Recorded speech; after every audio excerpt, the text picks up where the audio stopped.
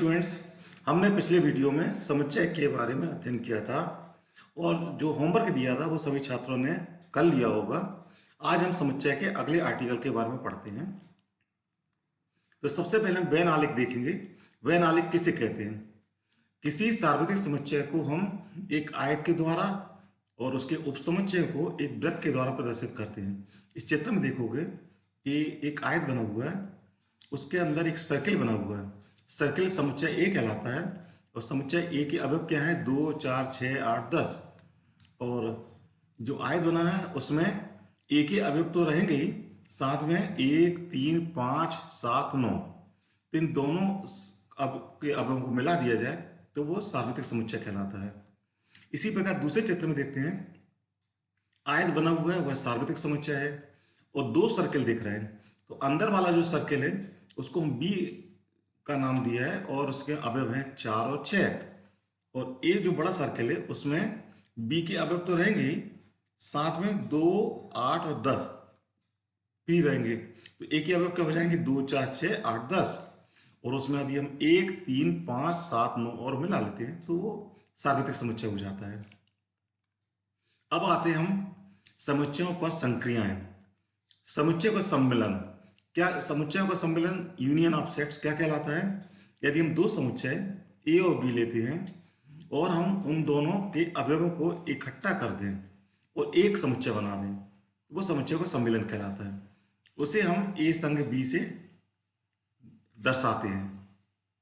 एक उदाहरण दिया हुआ है, ए बराबर जिसमें अवयव हैं 2, 4, 6, 8 और बी में अवयव हैं 6, 8, 10, 12।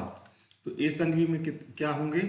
2, 4, 6, 8 जो ए के अवयव है और बी में 6, 8 चूंकि रिपीट हो रहा है तो उसको हमको फिर से नहीं लिखेंगे और 10 और 12 को इसमें ऐड कर देंगे। तो ए संग बी के अवयव हो जाएंगे 2, 4, 6, 8, 10, 12। अब हम दूसरा उदाहरण देखते हैं।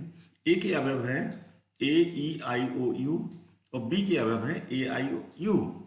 तो ए संग बी में देखते हैं ए, ई, आई, ओ, यू तो लिखेंगे और बी में ए, आई, यू चूंकि इसमें पहले से लिख चुके हैं इसलिए हम फिर से नहीं लिखेंगे। तो ए संग बी कितना हो जाएगा? वही समुच्चय ए के बराबर हो जाएगा। इसी प्रकार से ये अगला उदाहरण है, इसे बच्चे अच्छे से नोट कर लें और इसको चित्र से देखें।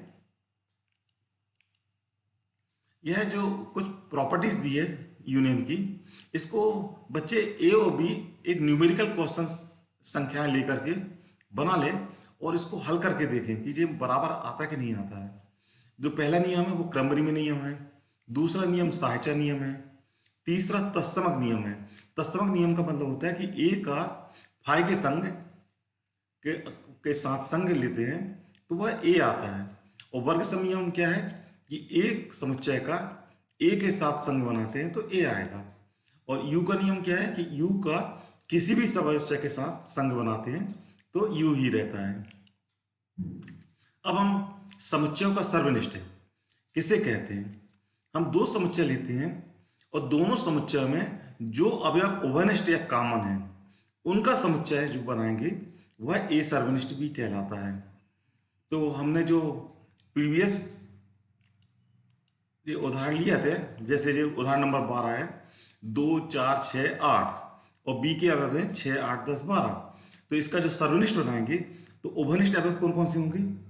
ए का अवयव जो है 6 और 8, बी में भी है तो ए सर्वनिष्ठ बी में कौन से अवयव आ जाएंगे? 6 और 8।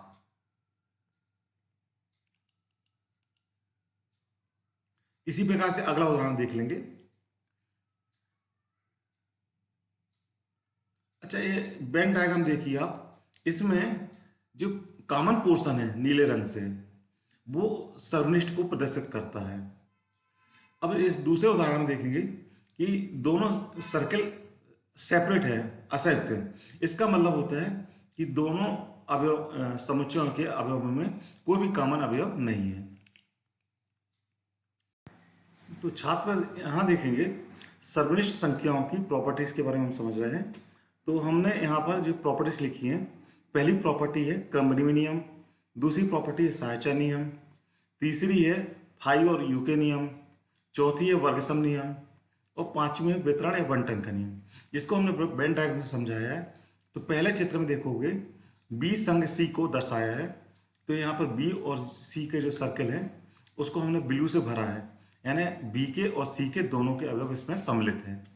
दूसरे चित्र में देखते हैं कि बी संग सी और ए का सर्वनिष्ठ। तो बी संग की जो ब्लू था और ए उसका जो कॉमन पोर्शन है, तो इसमें तीन हिस्से आ रहे हैं। ए का भी हिस्सा इसमें आ रहा है, सी का भी हिस्सा आ रहा है और बी का भी आ रहा है। तो तीन जो छोटे हिस्से हैं उसको मिला के क्या बनेगा, ए सर्वनिष्ठ बी संग सी। अब हम तीसरा देखते हैं ए सर्वनिष्ठ बी। ए सर्वनिष्ठ बी का यानी ए और बी का जो कॉमन पोर्शन है, जिसमें ए के भी अवयव है और बी के भी अवयव है, यानी ए और बी के दोनों के उभनिष्ठ अवयव है, यह ब्लू कलर से दर्शाया है। और चौथे चित्र में ए सर्वनिष्ठ सी, यानी ए और सी का जो उभनिष्ठ पोर्शन है उसको दर्शाया है। और पांचवें चित्र में ए सर्वनिष्ठ बी और ए सर्वनिष्ठ सी का संग। तो यह जो हिस्सा है ये हमने जो ब्लू कलर से दिखाया है। और हम ये देखते हैं कि जो पांचवा चित्र और दूसरा चित्र एक सा है, यानी इसका मतलब ये होता है कि ए सर्वनिष्ठ बी संग सी बराबर ए सर्वनिष्ठ बी संग ए सर्वनिष्ठ सी, यह सिद्ध होता है। तो इसी तरह से आप ये पांचों प्रॉपर्टीज को वेन डायग्राम के माध्यम से भी समझा सकते हैं। अब समुच्चय का अंतर देखते हैं। समुच्चय का अंतर किसे कहते हैं? दो समुच्चय ए और बी का अंतर उन अवयवों का समुच्चय है जो ए में है किंतु बी में नहीं है।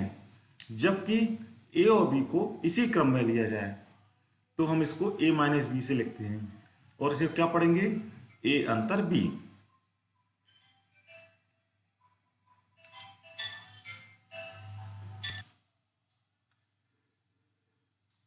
तो यहां पर हम देखते हैं कि ए माइनस बी, ए कितना दिया है वो उदाहरण में, ए में मान लो अवयव हैं 1 2 3 4 5 6 और बी में अवयव हैं 2 4 6 8। तब को ए माइनस बी बनाना है। तो ए माइनस बी में क्या करेंगे, ए के बे अवयव जो बी में ना हो, तो एक बी में नहीं है उसको शामिल करेंगे, 2 चूंकि बी में भी है इसलिए हम इसको नहीं लेंगे, 3 बी में नहीं है इसलिए शामिल करेंगे और 5 बी में नहीं है तो इसको शामिल करेंगे। तो 1 3 5 वे अवयव हैं जो ई में हैं लेकिन बी में नहीं है। तो ए माइनस बी बराबर कितना हो जाएगा, समुच्चय 1 3 5। बी माइनस ए कैसा करेंगे, बी के वे अवयव जो ए में ना हो। तो हम देखते हैं 2 4 6 ए में भी है तो इसको शामिल नहीं कर सकते। बी का अगला अवयव है 8 जो कि ए में नहीं है। तो बी माइनस ए में क्या आ जाएगा, समुच्चय जिसमें अवयव है 8। तो हम देखते हैं कि ए माइनस बी बराबर नहीं है बी माइनस ए। तो ये जरूरी नहीं है कि ए माइनस बी और बी माइनस ए बराबर हो। ये एक्सरसाइज है प्रश्नावली 1.4। तो इसे सभी छात्र नोट कर लें और इसको हल करें और हमको ग्रुप में चेक कराएं